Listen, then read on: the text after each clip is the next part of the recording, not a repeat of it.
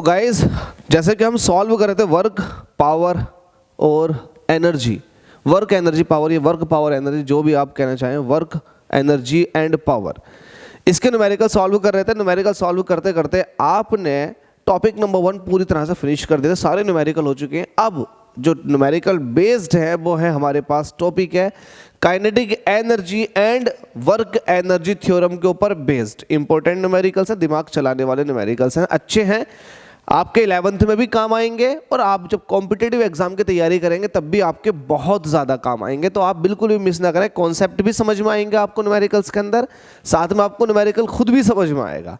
तो चलिए देखते हैं एग्जाम्पल नंबर 13 क्या कह रहा है। इससे पहले जितने भी सिलेबस या फिर जितने भी एसएल के अंदर न्यूमेरिकल दे रखे, चाहे वो एग्जाम्पल हो चाहे वो प्रॉब्लम फॉर प्रैक्टिस हो, सब करा चुका हूं, आप जाकर के देख सकते हैं। प्लेलिस्ट बना रखी है मैंने, हर एक चैप्टर के न्यूमेरिकल की एक सिंगल प्लेलिस्ट है, उसके अंदर सारे न्यूमेरिकल मिल जाएंगे आपको। तो ऐसे ही मैंने इसकी एक प्लेलिस्ट बना रखी है, जाकर के आप देख सकते हैं, सारे न्यूमेरिकल आपको मिल जाएंगे 1 by 1 कर गए। हमसे कह रहा है एग्जाम्पल नंबर 13 में अ बॉडी ऑफ मास। एक बात कहना चाहूंगा, चूंकि आप पढ़ रहे हो वर्क पावर एनर्जी, तो आपको पिछले सारे चैप्टर्स आने चाहिए, क्योंकि कोई से भी चैप्टर का कोई से भी कॉन्सेप्ट यहाँ इस्तेमाल हो सकता है। तो इसलिए आपसे सारी चीज़ें आनी चाहिए जो आपने पहले पढ़ रखी हैं। जैसे कि आपने मोशन स्ट्रेट लाइन के अंदर आपने एक्सीलरेशन वगैरह पढ़ रखा, फाइनल वेलोसिटी जिक्र कर रही है, तो वैसे ही है। चूंकि ये जो है वर्क पावर एनर्जी और ये टॉपिक जो है स्पेशली ये काइनेटिक एनर्जी के ऊपर बेस्ड है। तो आपको पता है काइनेटिक एनर्जी क्या होती है? काइनेटिक एनर्जी होती है हाफ मास इंटू वेलोसिटी का स्क्वायर। तो v स्क्वायर, अब ये v जो है मतलब वेलोसिटी का स्क्वायर, ये वेलोसिटी इनिशियल भी हो सकती है, वेलोसिटी फाइनल भी हो सकती है। तो ये फाइनल वेलोसिटी का अगर जिक्र आ जाएगा तो फाइनल वेलोसिटी फिर आपको निकालनी होगी by using equation of motion, आपको निकालनी होगी फाइनल वेलोसिटी। और जब आप इक्वेशन ऑफ मोशन का इस्तेमाल करते हो तब आपको एक्सीलरेशन निकालना ही पड़ता है, विदाउट एक्सीलरेशन आप यूज नहीं कर सकते उनको।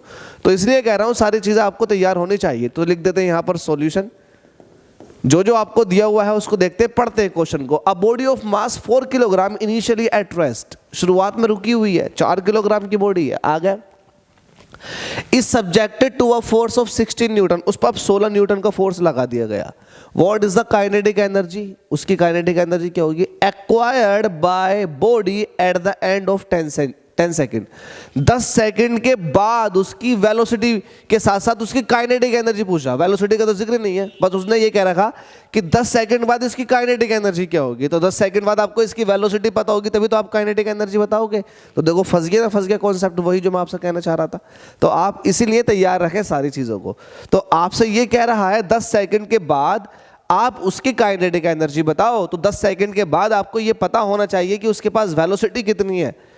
तो क्या आपको टाइम दे रखा? बिल्कुल दे रखा। क्या आपको इनिशियल वेलोसिटी दे रखी है? दे रखी है। क्या आपको एक्सीलरेशन दे रखा? वो नहीं दे रखा। तो पहले आप एक्सीलरेशन निकालो, फिर इक्वेशन ऑफ मोशन लगाओ, 10 सेकंड के बाद वेलोसिटी कितनी है ये वो फाइंड आउट कर लो। मास आपको पता है, वेलोसिटी आपकी निकल कर आ जाएगी, तो काइनेटिक एनर्जी का फॉर्मूला लगा के आप काइनेटिक एनर्जी निकाल दोगे। तो यहाँ पर लिख दिया सॉल्यूशन, लिख देते हैं गिवन दैट में क्या क्या है आपको। देखो क्या क्या दे रखा, हमसे कह रखा अ बॉडी ऑफ मास दे रखा आपको 4 kilogram. Initially at rest is subjected to a force of 16 newton. Initially rest में तो मतलब 0 मीटर पर सेकंड है इनिशियल वेलोसिटी, और उस पर फोर्स लगाई गई है 16 न्यूटन की। हमसे कह रहा है what is the kinetic energy, मतलब काइनेटिक एनर्जी पूछ रहा है आपसे, ठीक है। Acquired by the body at the end of 10 second, T is equal to हो चुका है 10 सेकेंड, ठीक है। तो आप सबसे पहले एक काम कर लो, आप एक्सीलरेशन निकाल लो। तो आप करोगे हेयर, एक्सीलरेशन होता है फोर्स अपॉन मास, ये आपने बहुत पढ़ा।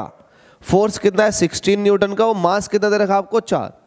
तो 4 से 16 को डिवाइड करोगे तो आ जाएगा 4 मीटर पर सेकंड स्क्वायर। तो एक्सीलरेशन बॉडी का आपको पता चल गया। जब एक्सीलरेशन पता चल चुका है तो आप फाइनल वेलोसिटी निकाल लो। तो फाइनल वेलोसिटी निकालोगे, सिंस फाइनल वेलोसिटी जो होती है वो ये होती है u plus AT। v is equal to u, आपको पता है, बिल्कुल पता है, इनिशियली एट रेस्ट से स्टार्ट हुई है। a आपको पता है क्या? बिल्कुल पता है, अभी आपने फाइंड आउट किया 4। t कितना है? कितने टाइम की बात कर रहा है? टाइम कर रहा है 10 सेकंड के बाद, तो 10 यहां लगा देंगे।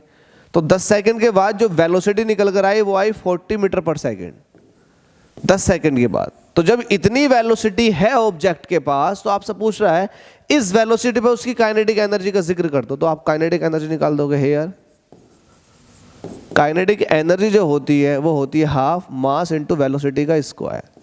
हाफ ऐसे रहेगा, मास दे रखा 4 किलोग्राम, यही है ना बिल्कुल। वेलोसिटी कितनी निकल कर आई 40, तो 40 का स्क्वायर का मतलब होता है 40 इंटू 40।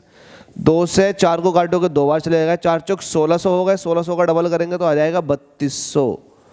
चूंकि काइनेटिक एनर्जी है तो एनर्जी जितनी भी होती है उन सब का यूनिट जूल में निकल कर आता, तो आ जाएगा 3200 जूल। बस यही आपसे पूछ रहा था, कितने स्मूथ और स्टैंडर्ड तरीके से आपने इस क्वेश्चन को लगा दिया। बस आपको ऐसे ही अपनी अप्रोच को जिंदा रखना है, अपनी बिल्कुल कड़क अप्रोच रखनी है, ताकि आप लोग बिल्कुल सटीक और एक स्टैंडर्ड मैनर में आप क्वेश्चन को सॉल्व करें। दिमाग लगाएं कि क्या पूछ रहा है, कैसे कर सकते हैं, तो वैसे ही आप इसको सॉल्व करने की कोशिश करें। थैंक यू सो मच, पहला क्वेश्चन आपने सॉल्व करवा दिया। नेक्स्ट क्वेश्चन की तरफ चलते हैं।